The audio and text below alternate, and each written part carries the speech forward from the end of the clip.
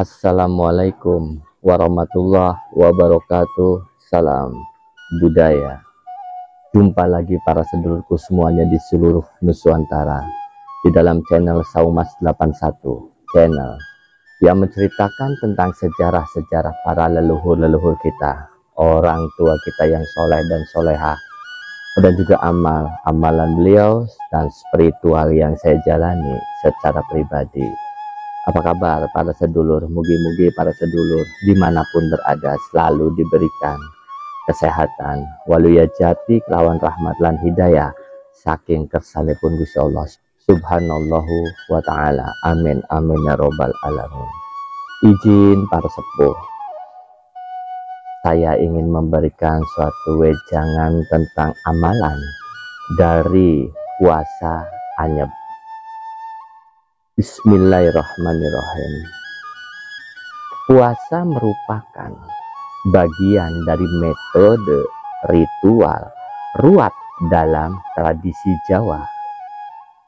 Melalui praktek puasa, seseorang secara sadar terlibat dalam proses untuk pembersihan diri secara pribadi, baik secara fisik maupun secara batin, memberikan suatu jeda atau ruang waktu bagi tubuh untuk tidak memproses bentuk makanan apapun di dalam tubuh, dan itu disebutnya sebagai detoksifikasi.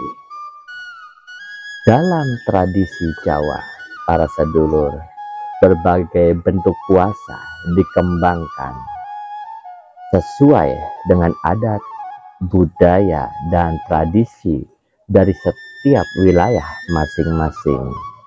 Praktek ini dijalankan dengan kesadaran dan juga dengan tujuan spiritual yang mendasarinya.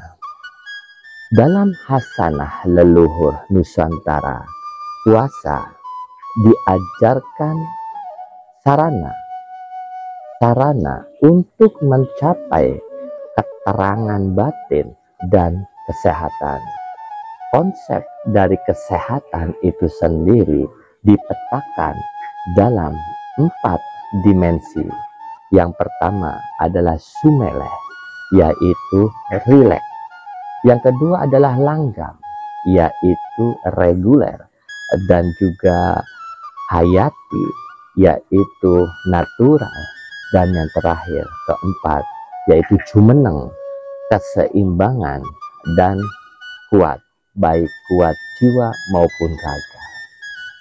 Dilanjut para sedulur, puasa anyep adalah suatu praktek yang jarang dikenal, namun secaranya tetap dijalankan oleh sebagian masyarakat, terutama Cirebon itu sendiri para sedulur ya, dijalankan secara konsisten. Anyep berarti dingin, memacu pada suatu hal yang berkaitan dengan gejolak hawa nafsu. Lalu apa Kang yang harus dimakan dalam ritual puasa anyep ini? Yang harus dimakan sudah pasti yang alami, yaitu nasi putih. Dan yang kedua, umbi-umbian. Kalaupun ada rasa manis yang langsung dari alam berupa buah-buahan, ya tidak apa-apa. Makanlah 3 bagian itu, pilihlah apa yang para sedulur suka. Mangga. Bagaimana tata caranya kita saksikan bersama-sama. Bismillahirrahmanirrahim.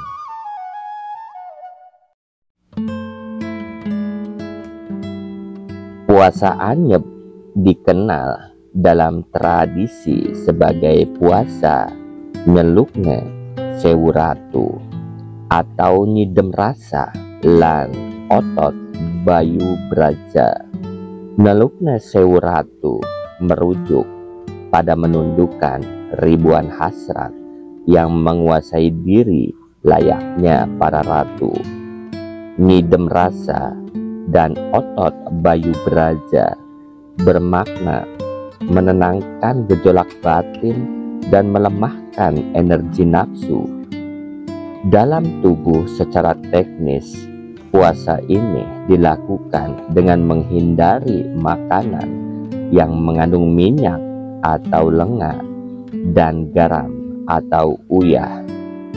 Pola makannya bebas, tidak terikat jam, tetapi harus konsisten tanpa dua unsur tersebut.